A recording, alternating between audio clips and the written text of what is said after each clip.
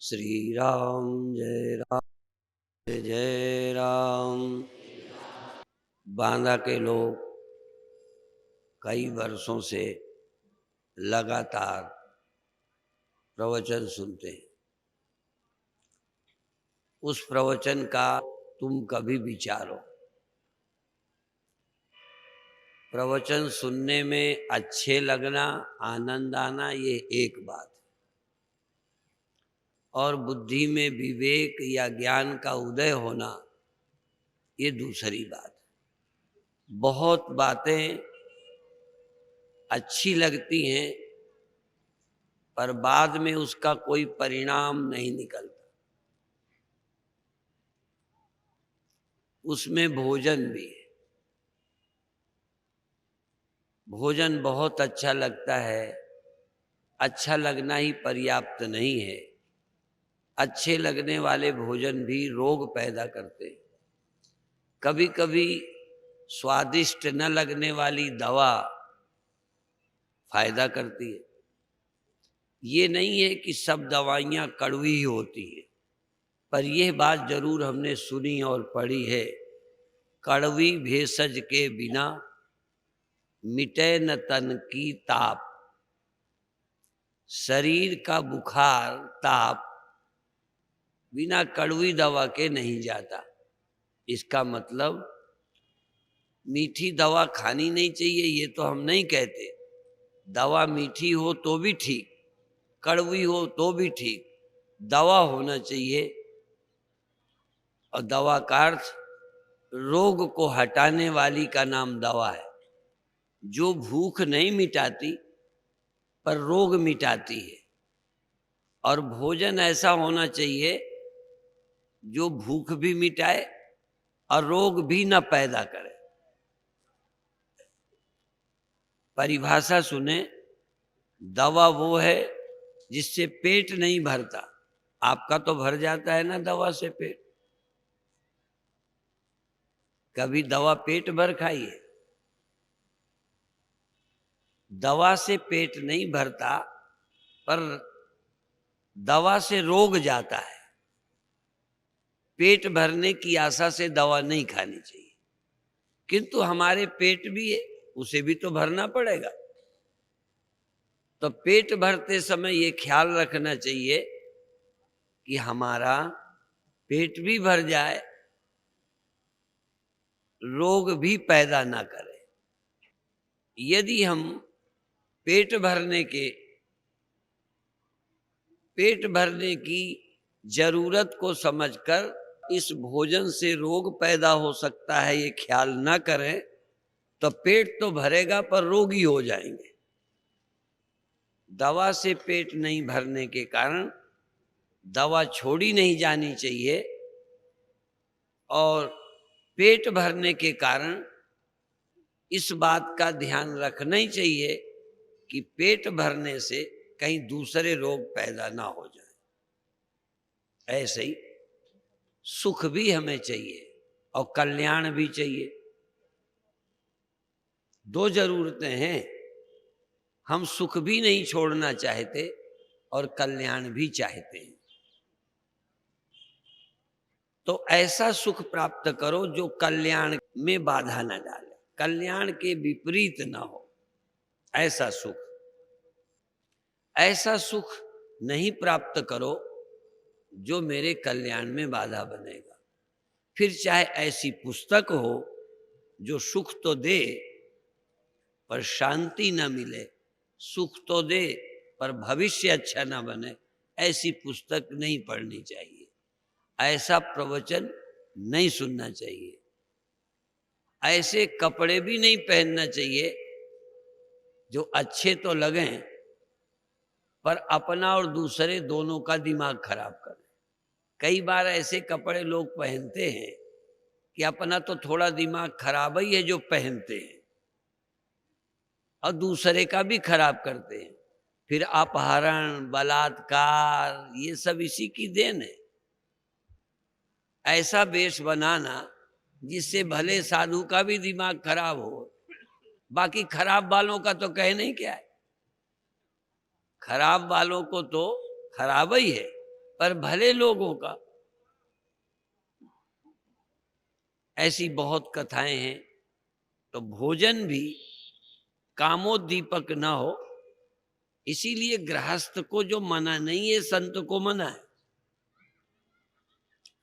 श्रृंगार के लिए भी विधवन के श्रृंगार नबीना, इसका मतलब विधवाओं को श्रृंगार क्यों मना है कि श्रृंगार अपने मन के लिए भी ठीक नहीं, दूसरे के लिए भी ठीक नहीं।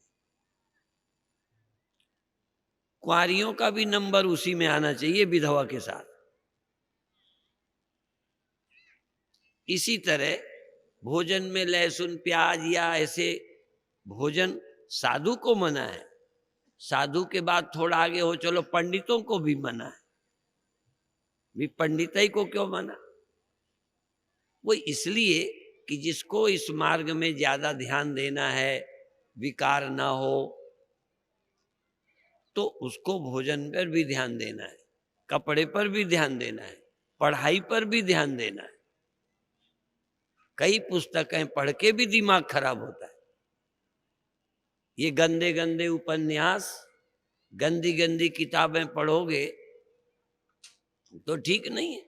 हाँ, पढ़ना ही है तो जब विवाह की तैयारी हो जाए तब उसका भी अध्ययन करो।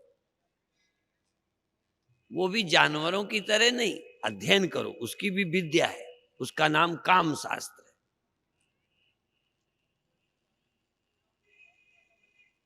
काम शास्त्र पढ़ना मना नहीं है, पर साधु को मना है। काम शास्त्र पढ़ो, युवक हो, विवाह करने जा रहे हो, उसके विषय में अध्ययन करो, जानकारी करो। यहां तक हमने तो दीवालों पर लिखा देखा है, विवाह के पहले और विवाह के बाद हमसे मिलें।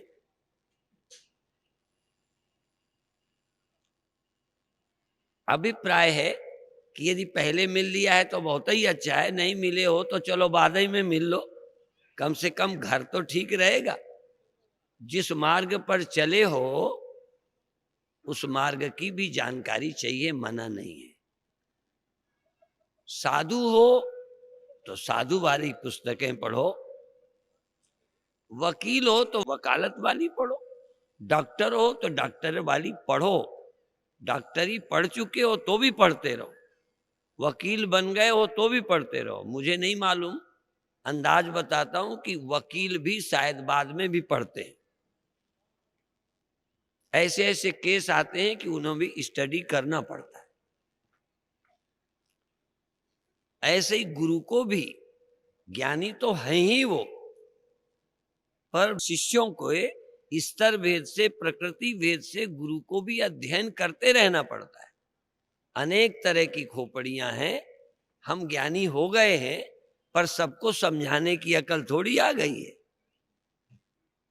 दूसरों के चिंता रोगों को हटाना सब गुरु के बस में नहीं है। वकालत सब करते हैं, सफल बहुत कम होते हैं।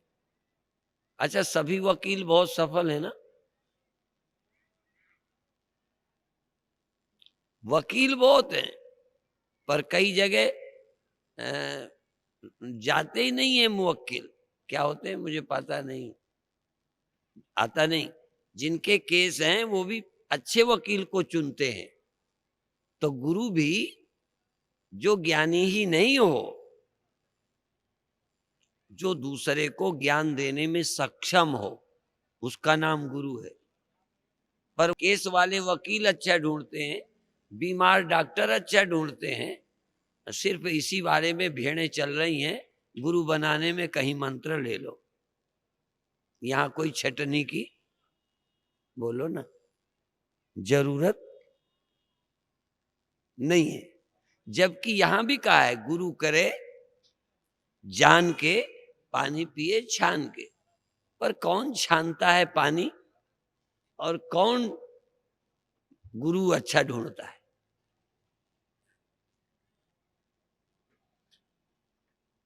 गुरु बना लेना ही थोड़ी, अस्पताल में चले ही जाना काफी है क्या?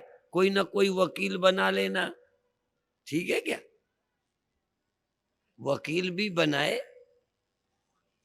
तो अच्छा हो। और अच्छा भी मर्डर के केस में अ, जमीन जायदाद वाला वकील कर ले, और जमीन जायदाद वाले में वो फौजदारी वाला वकील कर ले। अरे वकील तो चाहिए, वकील तो चाहिए, पर किस विषय का? अच्छा, कल्याण के लिए इंग्लिश टीचर चाहिए। अरे भाई, इंग्लिश टीचर, इंग्लिश पढ़ना हो तो ठीक है, संस्कृत पढ़ना हो तो ठीक है, तुम्हें ज्ञानी गुरु कल्याण का चाहिए कि इंग्लिश टीचर चाहिए? तो अभिप्राय ये है कि कल्याण के लिए भी क्या पढ़ना, किसका संग करना, यदि इतनी समझ आ जाए हमको तो बात बन जाए। यहां तक जिज्ञासु को सिद्ध गुरु भी नहीं चाहिए। सिद्ध गुरु अलग बात है, ज्ञानी गुरु अलग बात है। चमत्कारी बाबा अलग हैं, ज्ञानी बाबा अलग हैं। और चमत्कारी जिनको चाहिए उन्हें ज्ञानी की क्या जरूरत? कोई ज्योतिषी चाहिए, अच्छी बात है। यहां तक वैद्य भी पहले बाबा होते थे, बाबा भी वैद्य। हमारे कई बुजुर्ग गुरु भाई संत भी थे, वैद्य भी थे। तो आप सत्संग में आए तो किस लिए आए, ये साफ हो तो आपका समय बर्बाद नहीं होगा। तो कल्याण जिनको चाहिए, आत्मा का ज्ञान जिनको चाहिए, जन्म मृत्यु की समस्या का समाधान जिनको चाहिए, वो ज्ञानी गुरु के पास आए। और जिनको जिज्ञासा हो, ज्ञान की जरूरत हो, उन्हें भी संयमी तो होना चाहिए। पहला संयम कि उसके विपरीत किताबें ना पढ़ें, उसके विपरीत संग न करें। जैसे पतिव्रता स्त्री को, चरित्रवान स्त्री या पुरुष को चरित्रहीनों का संग नहीं करना चाहिए। वो अपने ढंग से सिखाएंगे। ऐसे ही जिज्ञासु को ज्ञानी का ही संग करना चाहिए, भटके हुए लोगों का संग नहीं करना चाहिए।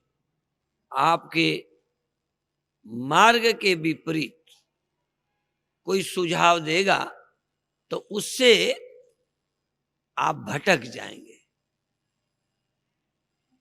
यदि कम समय में सचमुच कल्याण चाहते हो तो एक ही निवेदन है कि अपने लक्ष्य के अनुसार गुरु, लक्ष्य के अनुसार पुस्तकें, लक्ष्य के अनुसार जीवन जीना चाहिए, तो कम समय में अधिक लाभ होगा।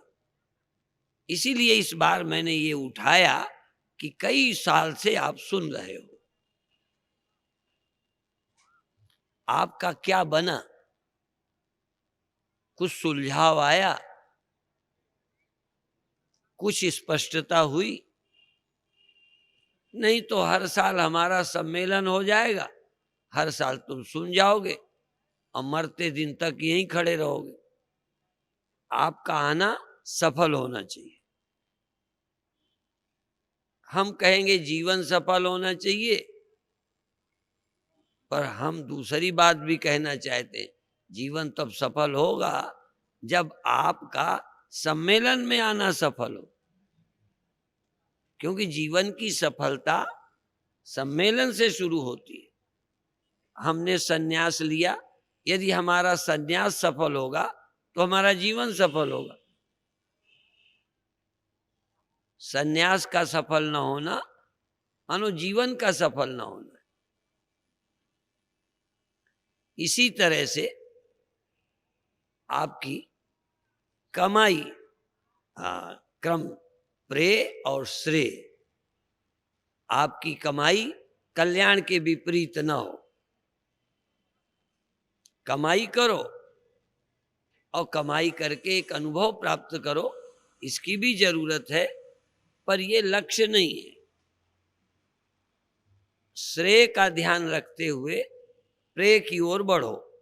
प्रेय प्रेय अर्थात लोक की ओर, लोक की उन्नति करो, लोक में समृद्धि, लोक में स्वास्थ्य, लोक में अधिकार, लोक में पद प्रतिष्ठा, यश कीर्ति सब प्राप्त करो, यशस्वी हो, स्वस्थ हो, दीर्घायु हो, पुत्रवान हो, सब कुछ हो, भाग्यवान हो। और फिर देखो कि ये सब कुछ होने के बाद भी कुछ होना बाकी है क्या? धनवान हो गए, बलवान हो गए, विद्वान हो गए, अधिकार मिल गए, अब कोई जिंदगी की समस्या? मरना ज्यों का त्यों बाकी, शरीर छोड़कर जाना बाकी। कहाँ जाना चाहते हो, कहाँ जाओगे? मुक्त होना है कि स्वर्ग जाना है? अगला जन्म अच्छा चाहना है कि आवागमन से मुक्त होना है? ये निर्णय करो। धनी होना पर्याप्त नहीं है, धनी होना अच्छा है, पर केवल धनी होके क्या हो जाएगा? जैसे कुत्ता मरता है, गधा मरता है, सुअर मरता है। कुत्ता इसलिए कहते हैं कि वो ज्यादातर रोडई में मरते हैं, कोई गंगा जाके नहीं शरीर छोड़ते। ट्रक में आ गए, कार में आ गए, और वो कार के साथ दौड़ते हैं। ऐसे ही हम भी दौड़ने वालों के साथ दौड़ते हैं। अब कार के साथ कुत्ता दौड़े, जरा आगे आ जाएगा तो और क्या होना है, या थोड़ी देर के बाद पिछड़ जाएगा तो शायद बेचारा दुखी होता होगा कि मैं दौड़ नहीं पाया, कार आगे निकल गई। स्कूटर वालों के तो पीछे ही दौड़ते हैं, कार वालों को तो भय नहीं लगता, स्कूटर वालों को तो भय भी लगता है। तो हम भी कई कार वालों के साथ, कई स्कूटर वालों के साथ दौड़ रहे हैं। कई बार पिछड़ जाने का दुख भी होता है। बस यही करते रहोगे कुत्तों की तरह कि कुछ और भी सोचोगे? जिंदगी में दौड़ ही दौड़ है, कहीं विश्राम नहीं है। अभी अभी एक दिन एक देवी ने डायरी दे दी कि इसमें कुछ लिख दो।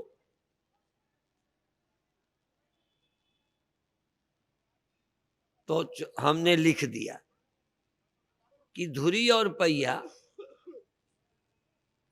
गति और स्थिरता दोनों एक साथ रहते हैं। पहिया का घूमना और धुरी का ना घूमना।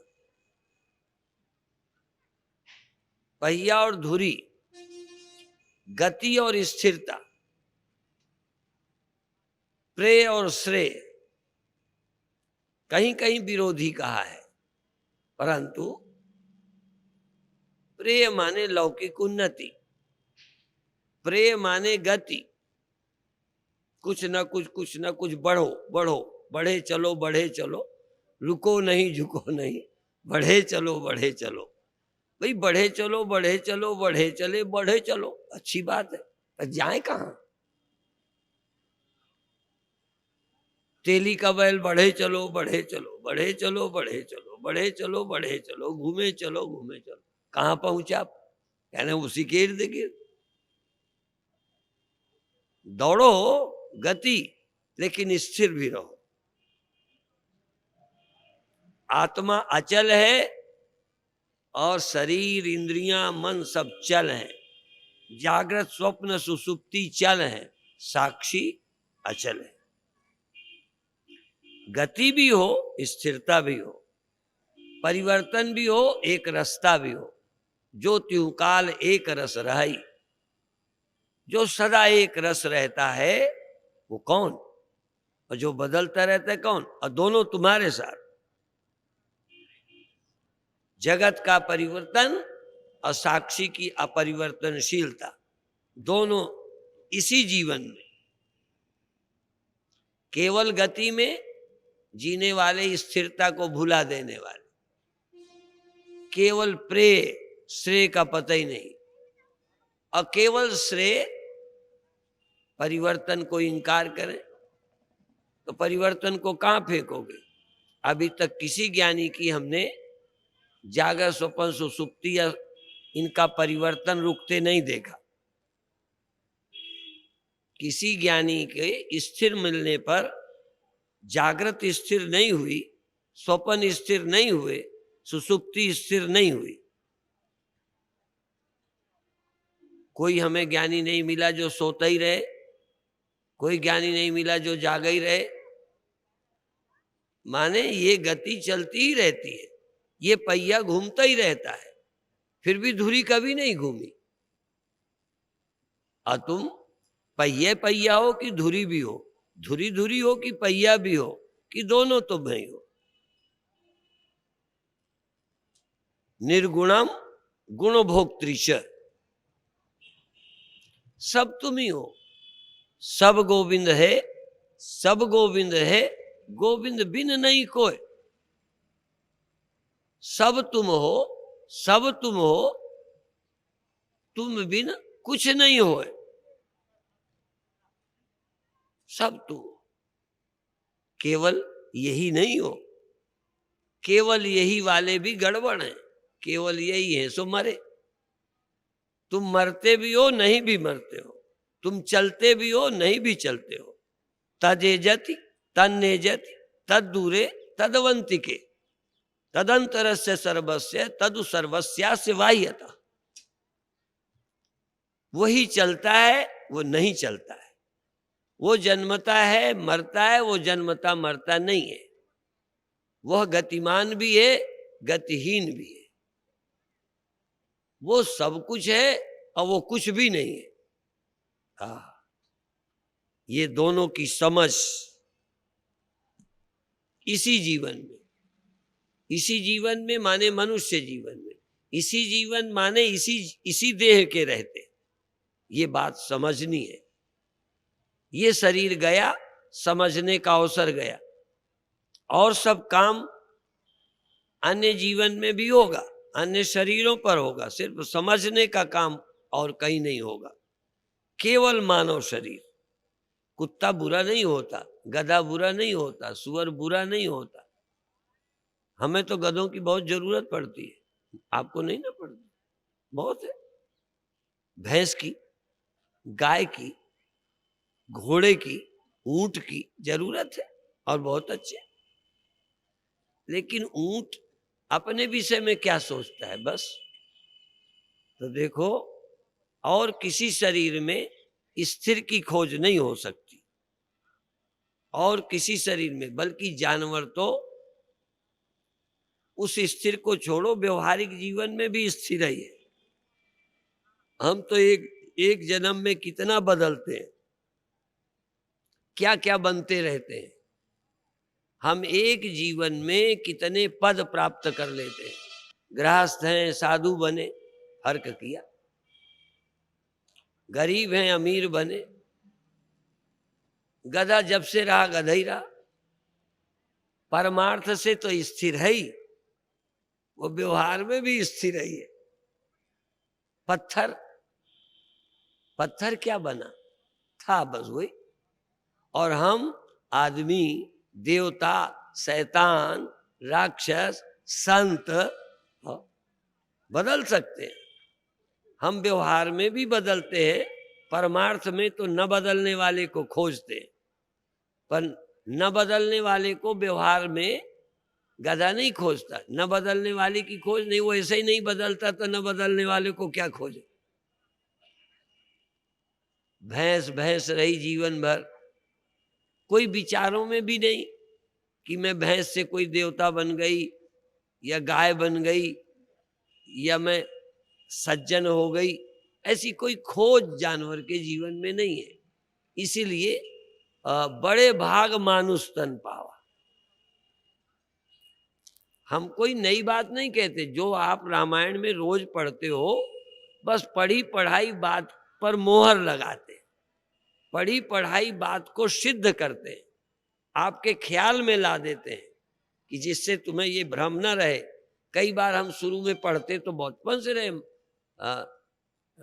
क्या है, मनुष्य शरीर बड़े भाग मानुष तन पावा, खूब पढ़ते थे, पर भाग हमें गधों जितना न लगता था, बल्कि मनुष्य होना अभाग लगता था। न मनुष्य होते न चिंता होती, न मनुष्य होते न ब्याह शादी की समस्या होती। कुतियन का कुत्तन का ब्याह शादी की कोई समस्या है? कोई वो कुंवारी रह जाने वाली है? कोई बाप चिंता करेगा? बुरा नहीं मानो, मैं समझाना चाहता हूं कि हमें तो मनुष्य का तन पाने से कभी शुरू में भाग्य ही नहीं लगा। का भाग्य है मनुष्य तन पाना? बल्कि कुत्ता ही तन ठीक था, गधा ही तन ठीक था, अन्य ही तन ठीक थे। ये तो बड़े मुश्किल से समझ आया कि मनुष्य तन बड़ा भाग्यशाली। बड़े भाग मानुष तन पावा, सुर दुर्लभ। सुर दुर्लभ। वो भी अकल वाले लोग हैं जो देवता बनना चाह रहे हैं, और मनुष्य जीवन की महिमा सुर दुर्लभ। मनुष्य का जीवन देवताओं को दुर्लभ है, ये समझने का समय देवताओं को भी उपलब्ध नहीं। इसलिए बड़े भाग मानुष तन पावा, सुर दुर्लभ सद ग्रंथन गावा। सद ग्रंथों ने, उपन्यास ने नहीं, सुर दुर्लभ सद ग्रंथन गावा। अच्छे ग्रंथों ने, सद ग्रंथों ने मनुष्य की महिमा गाई, और मनुष्य को तब भी समझ नहीं आई। हमारी भी चौपाई एक आधी है लाइन। सदग्रंथों ने महिमा गाई, पर मनुष्य को ये समझ में नहीं आई। हम देवता बनने में लगे हैं, हम कोई पद पाने में लगे हैं। मनुष्य जीवन जिस लिए मिला है, भई प्रापत मानुख देहुरिया, पंजाबी है ये, गुरुओं के शब्द। भई प्रापत मानुख देहुरिया, गोविंद मिलन की ये हो तेरी बरिया। और काज तेरे किते न काम, मिल साध संग, भज केवल नाम। मनुष्य तन की इतनी महिमा है,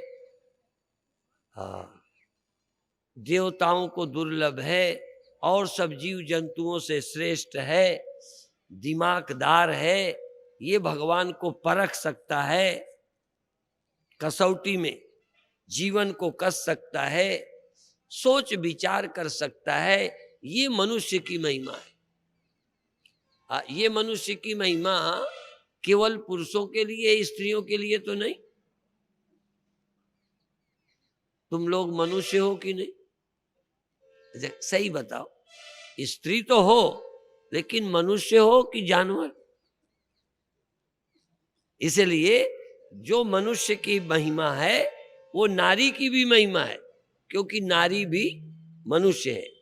जो लोग व्याकरण पढ़े होंगे वो जानते होंगे,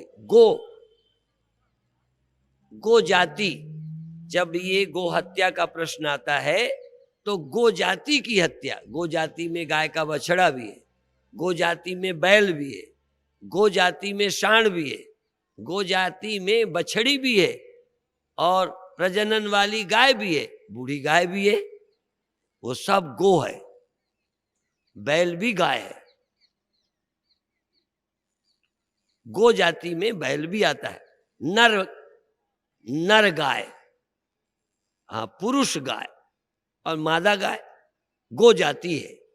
ऐसे ही मनुष्य, स्त्री जाति पुरुष जाति, दोनों मनुष्य जाति। पुरुष पुरुष मनुष्य होते हैं कि स्त्रियां भी मनुष्य होती हैं? आपने जो शादी की है मनुष्य से कि कुतिया से कि गधी से कि सुअरिया से, भी क्या कहें उसको? मनुष्य नहीं कहें? जानबूझ के तुम्हारी खोपड़ी साफ कर रहा हूं कि तुम लोग उसे मनुष्य नहीं समझते। नारी मनुष्य है, नर मनुष्य है, दोनों मनुष्य है। जो अधिकार मनुष्य को है, वो अधिकार मनुष्य होने के नाते नारी को भी। तो मनुष्य तन दुर्लभ है, इसका मतलब स्त्री तन भी बोलो दुर्लभ है। हाँ, ये नहीं कि हमें पुराने पाप से मिला है। अच्छा, पुरुष कुत्ता होते तो भाग्यशाली होते, पुरुष गधा होते, माने मादा का शरीर न होता, नर शरीर होता तो गधा ठीक था। मनुष्य शरीर हो। अच्छा, केवल पंडित ही नर शरीर वाले हैं कि शूद्र भी नर शरीर वाले? हाय हाय, शूद्र तो मनुष्य नहीं है ना। तुम बता दो भैया, हम कम पढ़े आदमी, पंडित ही मनुष्य है कि ठाकुर भी मनुष्य है कि गुप्ता भी मनुष्य है, कि शूद्र भी मनुष्य है? क्या राय है तुम्हारी? तो मनुष्य शरीर दुर्लभ है, माने शूद्र भी देवताओं से श्रेष्ठ है। शूद्र भी मनुष्य है, इसलिए मनुष्य का शरीर देव दुर्लभ, देव दुर्लभ मानुष तन है। मनुष्य का शरीर जिसे मिला है वो किसी जाति में, सच तो बताऊं, मुसलमान भी मनुष्य है, ईसाई भी मनुष्य है। गड़बड़ क्या है कि सवाल बस जो पढ़ ले सो गड़बड़ है। चूंकि मनुष्य पढ़ सकता है तो कुकर्म की किताबें भी तो पढ़ सकता है। गड़बड़ ये है कि गधा गधा रहेगा, चूंकि वो से कोई ना इस्लाम की किताबें पढ़ी ना वैदिक ग्रंथ पढ़ने, इसलिए गधा गधा रहेगा। यदि वो पढ़ता होता ना तो गधों में भी कई पंडित होते, कई ठाकुर हो जाते, कई मुसलमान हो जाते, फिर लड़ते। ब्रह्म तो कोई कोई गधा होता। ये जो हमने मजहबी दृष्टि सामने ला दी है, ये भी मनुष्य जीवन का दुर्भाग्य है। मनुष्य होकर चूंकि पढ़ सकते हैं तो कोई किताब पढ़ोगे जिंदगी खराब कर लोगे, गंदी किताबें पढ़ोगे। तो जहां पढ़ना, ये अकल बड़ी सौभाग्य से मिली है। फिर सुन लो, ये अकल जो मनुष्य को मिली है ये देवताओं को भी दुर्लभ है। मुझे नहीं लगता कोई देवता वैज्ञानिक होगा। तो मनुष्य शरीर दुर्लभ है, ये मनुष्य की बुद्धि दुर्लभ है। मनुष्य की, मनुष्य शरीर माने क्या? जिसको बुद्धि है, जिसे परिवर्तन की स्वतंत्रता है, जिसे क्या पढ़े क्या न पढ़े सोच सकता है। और गुरु, हाँ, मनुष्य को ही गुरु होते हैं। गुरु सिर्फ मनुष्य में होते हैं, जानवर के गुरु होते ही नहीं। यद्यपि घोड़े ओड़े को नाचना आचना सिखा देते हैं, थोड़ा गुरुआई वहां भी, बैल को हल में चलना सिखा देते हैं, कुछ तो है। पर कोई उनको भजन करना सिखा दिया क्या? जानवर को कोई ब्रह्म ज्ञान नहीं दे पाया, इसलिए बुद्धि नहीं है। मनुष्य की विशेषता बुद्धि है, पर उस बुद्धि के कारण कोई भी गुरु मिल जाए वैसे ही बन जाएगा। इसलिए गुरु करे जान के, पानी पिए छान के, ग्रंथ कौन पढ़े, संग किसका करे। कुसंग से गाय, बहुत दिन हमने देखा, हमारे यहाँ एक साध्वी थी, साध्वी, तो संत जरा हंसते थे, कहने भैंसियाई गैया है। भैंसियाई गैया समझ गए? जिसके भैंसें ज्यादा हो, गाय एक हो, तो भैंसों के साथ चरने जाती। अब पानी बरसने लगे तो भैंसों की तो मौज है, अब गैया को आफत। भैंसियाई गैया, अब वो गई नदी में, पानी पिया, वहीं लौट गई। अब गाय बिचारी कुछ देर इतने इतने पैर डुबाए, वहीं खड़ी है खड़ी है खड़ी है, वो लौट रही है, वो खड़ी है। अब भैंसों से दोस्ती हो गई, पर भैंसों का रंग गाय पे नहीं चढ़ा। संग का प्रभाव तो थोड़ा पड़ा, पर भैंसों के संग का गाय में रंग, प्रकृति तो नहीं बदली। कोई जल में डूबना अच्छा नहीं लगा। अर्थात जानवर को कुसंग से बचाने की जरूरत नहीं है, सुसंग में बहुत लाभ उन्हें नहीं है।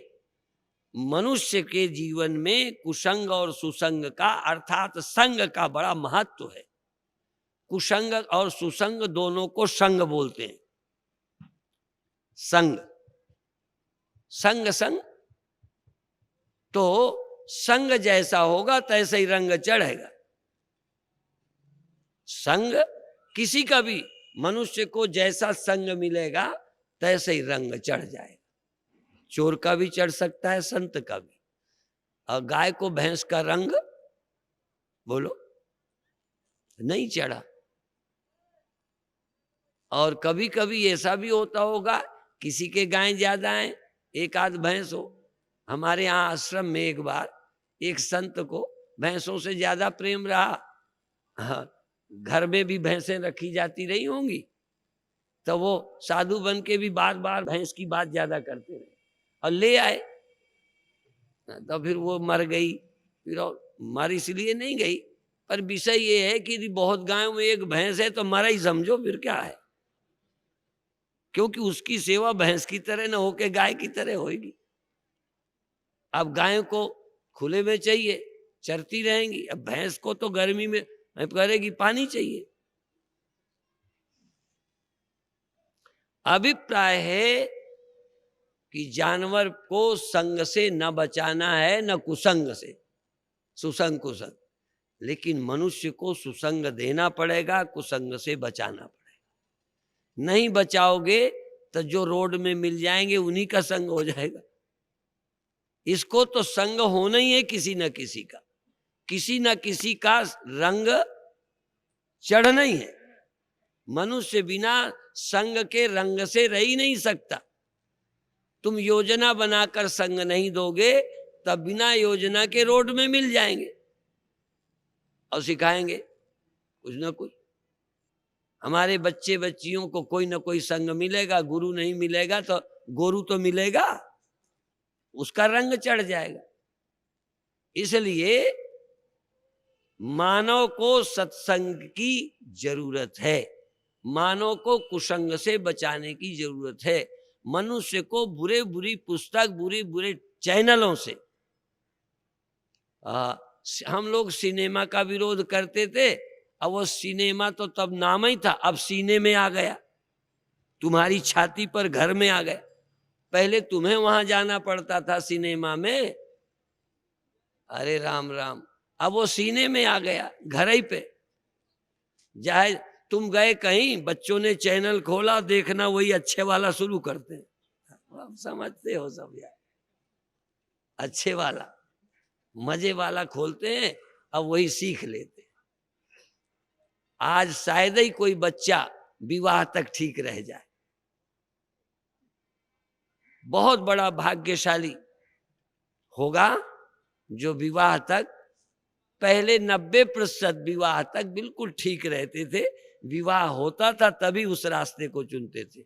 आज तक तो कितने बच्चे पहले हो जाते हैं तब विवाह होता है। वो न गणेश की पूजा हुई थी ना पहले, तो लोग संशय करते हैं कि जब उनका ब्याह हुआ तो गणेश का पूजन कैसे हुआ। हमने कहा आजकल तो संशय की जरूरत ही नहीं है, गणेश पूजन ही होता है आजकल। माँ के विवाह में गणेश पूजन, नहीं समझ में आई बात? और समझ जाओगे, कलयुग सब समझा देगा। बधाई के पात्र होगे यदि अपनी संस्कृति, अपने धर्म का आदर करते हुए चलोगे तो भटकोगे नहीं और सीधा उस परम सत्य को, जीवन के लक्ष्य को, जीवन के मकसद को पूरा करोगे। जो जीवन का लक्ष्य है, भगवत प्राप्ति, मुक्ति, शांति, निर्भयता, निश्चिंतता, ये अज्ञान अंधकार से मुक्त होकर ज्ञान के प्रकाश में जीना आ जाएगा। तो बदलता क्या है? ऐसे ये संसार, ऐसे ही परमात्मा, न परमात्मा बदलता है न संसार अपने स्वभाव को बदलता है। हमने बड़ा ज्ञान प्राप्त किया, शरीर ने अपनी आदत नहीं छोड़ी। हम बाबा बने तब भी बचपन से, जवान हुए जवानी में बाबा बने, आगे वाला काम रुका नहीं, बुढ़ापा और अगला काम रुकने वाला नहीं, राम राम। हाँ हाँ, वही रहा। लेकिन निश्चिंतता क्यों आ गई?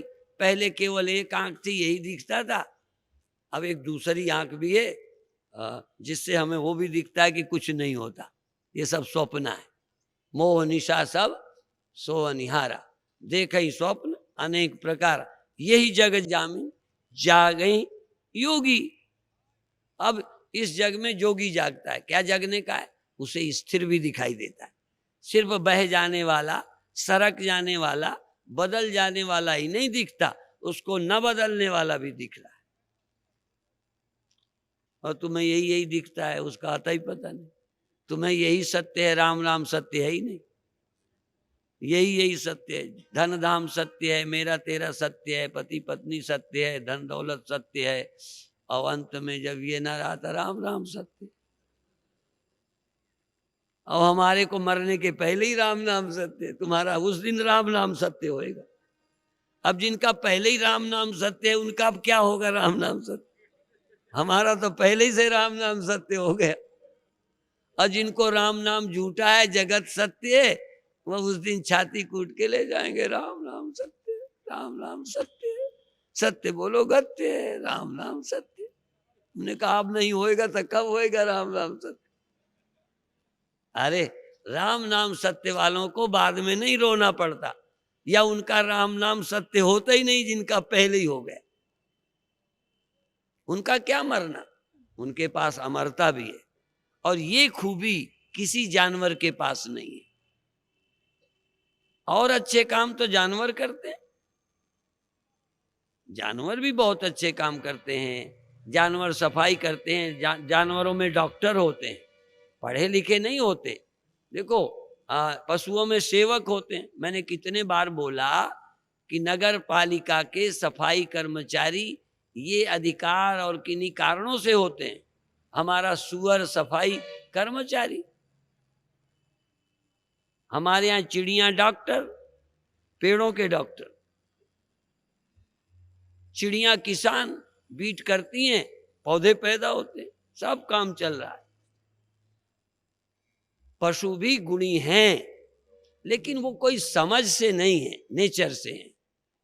इसलिए सुअर यदि समझदार होता ना तो भूखा रह जाता, पर तुम्हारे यहाँ सफाई करने तभी आता जब 5 रुपए पेमेंट करते। पर अभी तो बेचारा अकल है नहीं। ये अकल वाले लड़के दहेज मांगते हैं, ये अकल ही के कारण मांगते हैं। कोई गधा सुअर दहेज मांगता है? ये मनुष्य दहेज मांगता है, ये अकल का दुरुपयोग है। और थोड़ी अकल लड़कियों में हो तो ये दहेज लेने लायक हो जाए कि दहेज दो तब हम ब्याह करेंगे। कारण कुछ भी नहीं, उसमें है क्या?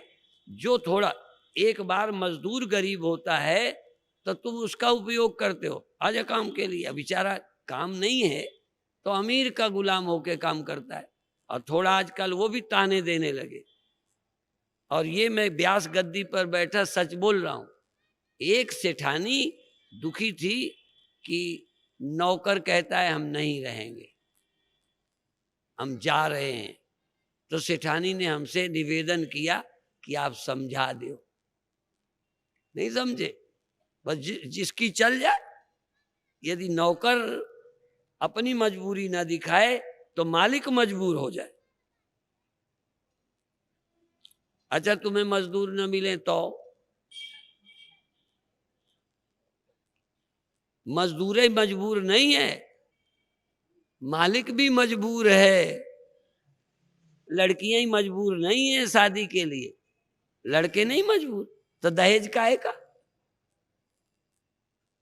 पर लगता है लड़की वाले ज्यादा मजबूर हैं, बिचारी बिचारी। और तुम बिचारे नहीं हो, तुम रह जाओगे बिना शादी के।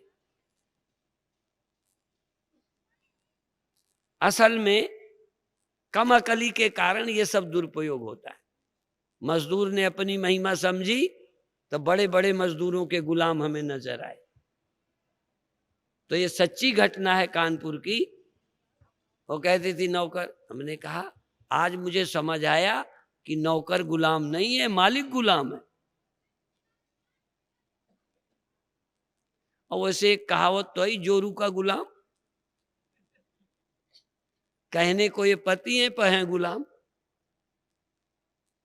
और पत्नियां समझ नहीं पाती, नहीं जैसा हाको तैसे ही चलेगा। नकेल तो इनकी तुम्हारे ही हाथ में है, ये ऊंटों की। इस घोड़े की लगाम, अभी जो गरजू है वही खींचेगा और क्या। पर वो गरज ये दिखा देती है तो तुम शेर बन जाते हो। नहीं, जब गरज हो तो कहें अब घुटने टेको। संसार में है कुछ नहीं, रहस्य। यह रहस्य रघुनाथ कर, वेग न जाने कोई, जो जाने रघुपति कृपा तो सपने मोह न हो। ये रहस्य है। और मानव जीवन रहस्य खोलने के लिए, रहस्य बने रहते होंगे कहीं। ज्ञानी लोग और जिज्ञासु इस सृष्टि के रहस्य को खोलता है। जिस दिन ये रहस्य खुल गया, बस फिर कोई मोह नहीं, कोई अज्ञान नहीं, कोई भ्रम नहीं, कोई धोखा नहीं। तो खेल है, चलेगा। अभिनय में खेलने वालों को कोई मोह है, कोई भ्रम है? अभिनेता को नहीं, देखने वालों को कभी कभी हो जाता है। वो रोने लगे तो रोता, कोई गरीब बन गया, उपद्रव हो रहा है तो देखने वालों के आंसू आ जाते हैं। हाँ, और खेलने वालों को कोई आंसू बांसू नहीं आते। यदि आते भी होंगे तो कुछ लगा लेते हैं जिससे आंसू आ जाए। हाँ, उन्हें क्या भ्रम है? ऐसे ज्ञानी को क्या भ्रम? ज्ञानी जानता है ये परिवर्तनशील है और मैं अपरिवर्तनशील, दोनों उसके ख्याल में। ये स्वप्न है, मैं सत्य हूं। उमा कहो मैं अनुभव अपना, सत हरि भजन जगत सब सपना। जगत थोड़ा स्वप्न नहीं, वो स्वप्न स्वप्न नहीं, जगत स्वप्न। रामायण ने उसको स्वप्न नहीं कहा, उसको तो मूर्ख भी स्वप्न कहते। अच्छा, रामायण उस स्वप्ने को स्वप्न बताने के लिए लिखी गई है। वो जो रात को होता है, उस स्वप्ने को तुम नहीं जानते कि स्वप्न है। तो रामायण और गुरु की जरूरत उसको स्वप्न बताने के लिए नहीं है, यह स्वप्न है। जगत सब स्वप्न, सत हरि भजन, सत हरि सतात्मा, ये सब स्वप्न। और ये यदि सचमुच अनुभव कर लो, वाह, सचमुच अनुभव कर लो कि संसार स्वप्न है। संसार स्वप्न माया, आनंद रूप अपना। संसार मन माया प्रकृति जगत, मन माया प्रकृति जगत, चार नाम एक रूप, चारों एक ही है। मन जगत, जगत मन, मन है तो जगत है, जगत है तो मन है, बस। मन माया प्रकृति जगत, चार नाम एक रूप। जब लग ये सांचे लगे, जब लग मन सांचो लगे, जब लग जग सांचो लगे, जब लग प्रकृति सांची लगे, जब तक माया सांची लगे, क्योंकि चार नाम एक रूप। जब लग मन सांचो लगे, नहीं जाने निज रूप, क्योंकि मन तो कल्पित है, मन तो बुलबुला है, जल तो सच्चा है। इसलिए मन माया प्रकृति जगत, चार नाम एक रूप। जब लगे यह सांचे लगे, ये माने जगत, ये माने माया, ये माने प्रकृति, ये माने मन। तो मैं जोर दे रहा हूं आज मन पर। जब लग मन सांचो लगे, नहीं जाने निज रूप। मन तो एक बुदबुदा है, सच्चा तो आत्मा है, साक्षी सच्चा। ये तो मन कल्पना है, मन कल्पित है। अब इस मन की पूर्ति करे जा रहे हो। घड़ा झूठा, अब घड़े का मरना मिट्टी को लगता है मर जाएंगे। अल्ले, घड़े के धर्म मिट्टी को पकड़े बैठे, जबकि मिट्टी के बिना घड़ा क्या है। तो मन सच्चा लगता है, जगना सच्चा लगता है, सोना सच्चा लगता है, स्वप्न सच्चा। ये सुसुप्ति भी स्वप्न है। लोग तो स्वप्न को स्वप्न कहते हैं, कई जगह लोग इस जगत को स्वप्न कहते हैं, हम जगत के लय होने और पैदा होने को भी स्वप्न कहते। नींद भी स्वप्न है, क्योंकि नींद भी परमानेंट नहीं है। अज्ञान स्वप्न, अज्ञान स्वप्न माया, आनंद रूप अपना, ये मन स्वप्न है, नींद स्वप्न है, स्वप्न स्वप्न है, जगत स्वप्न है। चैतन्य आत्मा के सिवा सब स्वप्न ही है। सत्य एक है, एक सच्चा, बस एक तू सच्चा। हाँ, एक तू सच्चा, तू उधर भी जोड़ लो तो इधर भी। गुरु जब कहता है, साधक कहता है एक तू सच्चा। साधक का सत्य कहीं और है, ज्ञानी का सत्य आत्मा है। इसलिए ज्ञानी जब किसी शिष्य को कहता है तो कहेगा एक तू सच्चा और सब झूठा।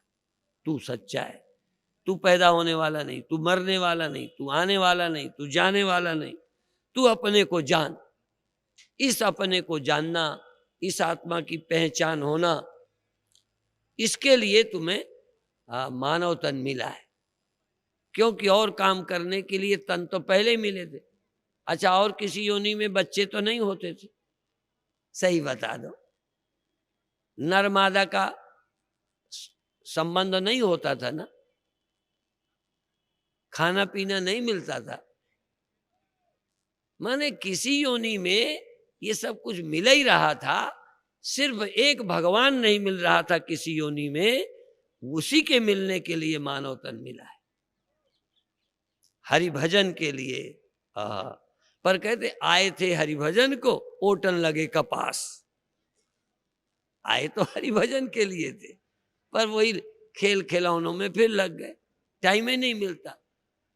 ग्रह कारज, जरा बोल, ग्रह कारज नाना। हाँ, ये नाना जंजाल, ग्रह कारज, कहीं कुछ फुर्सत ही नहीं। जो हम ज्ञान देते हैं, ये ज्ञान बांटने में सक्षम हो जाओ, तब लगे कि अब हमारे बुढ़ापे में तुम काम आए। हाँ, तुम अब बुढ़ापे में भी हमारी खोपड़ी समझिए सके। अरे एक बार समझो और फिर घर में औरों को, पड़ोसी को समझाना शुरू करो। पड़ोसी को कैसेट सुनाओ, पड़ोसी को किताबें दो। अब विशेष पड़ोसी को नहीं, जो तुम्हारा पार्टनर है ना। हाँ, पहले उसी को समझाओ। भगवान शंकर पार्वती को अमर कथा सुनाते हैं, राम लक्ष्मण को कथा सुनाते हैं। बताओ, लक्ष्मण पूछते हैं, राम समझाते हैं, तुम्हारे न भाई भाई की कथा, न पत्नी पत्नी की, पति पत्नी की कथा, न सास बहू की कथा, बस वही लड़ाई चलती रहती है। कथा था कोई यही नहीं, सब व्यथा ही व्यथा है। तो घर में भी सत्संग शुरू करो। नहीं, सत्संग नहीं करोगे बत्संग होगा, अब बत्संग के बाद लटसंग होगा। पहले बत्संग फिर लटसंग, बस वही होगा। हम लोग तो ऐसे ही भी कहते हैं कि बिना शादी के 2 पैर थे, शादी होने के बाद चाहे 4 हाथ हो गए, चाहे 4 पांव। यदि समझदार हैं तो शादी के बाद 2 हाथ की जगह 4 हो गए, सहयोगी हो गए एक दूसरे के। 2 तो थे ही, 2 और हो गए। पति के भी 2 हाथ बढ़ गए, पत्नी के भी 2 बढ़ गए, 4 हाथ के दोनों हो गए। और थोड़ा गंवार हुए तो 2 पैर बढ़ गए, 4 पैर के हो गए। पहले 2 पैर के थे, फिर 4 के हो गए। 4 के मतलब जानवर हो गए। शादी के बाद नारायण भी हो सकते हो और शादी के बाद जानवर भी हो सकते हो। भगवान जो चाहे सो करो, चाहे नर से नारायण बन जाओ, चाहे नर से पशु बन जाओ। 4 पैर पशु के होते हैं, 4 हाथ भगवान विष्णु के होते हैं। शादी के बाद तुम दोनों होने के लिए आजाद हो। लड़े झगड़े, लात जूता तो समझेंगे जानवर हो गए, एक दूसरे के लिए सहायता करने वाले बने तो समझेंगे नारायण हो गए। 2 बनने की छूट है नरसन में। बस इतना कहकर आज समाप्त कर दिया।